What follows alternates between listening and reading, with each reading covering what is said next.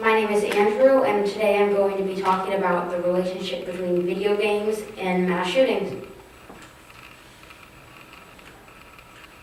In 1976, Death Race, an arcade game with the goal of running over pedestrians, was taken off the market due to public outcry and claims that it would influence kids to run over people in real life.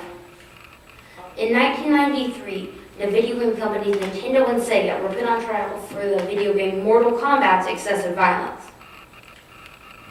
In 1999, Jack Thompson, an anti-video game activist and now disbarred attorney, sues a slew of video game companies after investigations reveal that a school shooter was a fan of violent video games.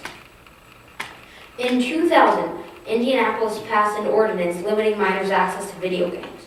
Most restrictively, any place with more than 5 video game machines was off limits to anyone under 18. In 2002, a federal law was passed banning the sale of violent video games to minors.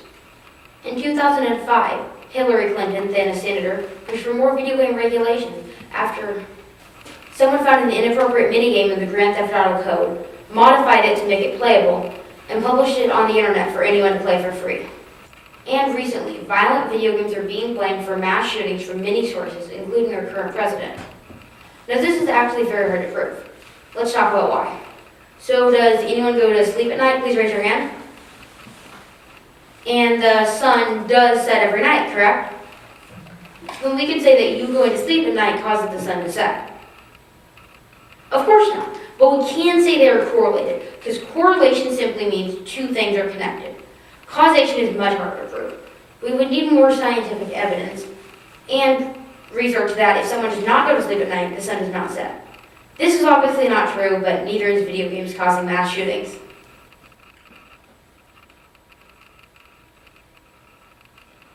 Now, this is the part of the presentation where we would pull out some evidence, but here's the thing.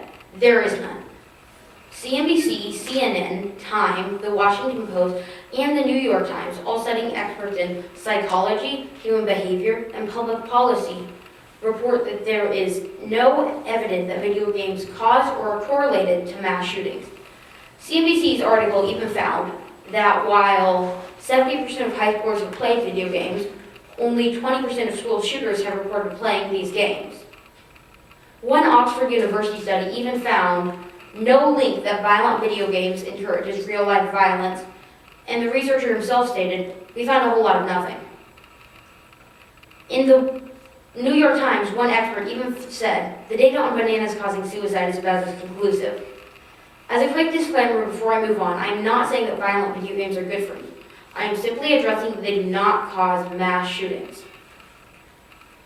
In August of this year, Walmart stopped all promotion of violent video games, they claim out of respect for mass shooting victims. However, they kept up gun displays and continued to sell guns. They're the single biggest brick-and-mortar gun retailer in the country. Now, why come out as taking a stand against violent video games? Well, at risk of sounding like a conspiracy theorist, the simple reason is that the video game industry is being used as a scapegoat for mass shootings. Let's look at Walmart quickly. The removal of violent video game promotion. Sure, it may seem like they are contributing to the solution for mass shooting, but is it just a public relations stunt? By drawing the conversation to violent video games, it draws the public eye away from the real issue, which is gun control. In August of this year, President Donald Trump stated, "We must stop the glorification of violence in our society." His solution was to take a firm stance against violent video games. However, his own school safety commission found no correlation, and one psychologist who testified said, "This nation's continued focus on video games as a source of violence isn't productive. This is only going to distract us from real causes of violence." Often the rhetoric surrounding causes of violence turns to mental illness. Just a couple of weeks after blaming violent video games for mass shooting, President Trump said, "Mental illness and hatred pulled the trigger, not the gun," and further stated that mass violence is a mental health problem. Experts again disagreed, with Kevin Fisher, executive director of the Michigan chapter of the National Alliance on Mental Illness, saying, "Study after study have shown us that is simply not true. It's actually more often the reverse, in that people living with mental illness are far more likely to be the victims of violence than the perpetrators." Mental illness is another way to distract us from the real issue. Everything is not all bad. Just this year, Walmart stopped selling gun ammunition in their stores, as well as going on record as saying, "We encourage our nation's leaders to move forward and strengthen background checks and to remove weapons from those who have been determined to pose an immediate danger." A lot of conversations have been going on about gun control, especially with the 2020 elections coming up, and public view seems to be leaning toward video games' lack of causation. The Supreme Court themselves ruled that there is no evidence that violent video games motivates real-life violence. The real takeaway is simply not to believe everything you read on the internet, and that Hot Wheels is the reason for all car crashes.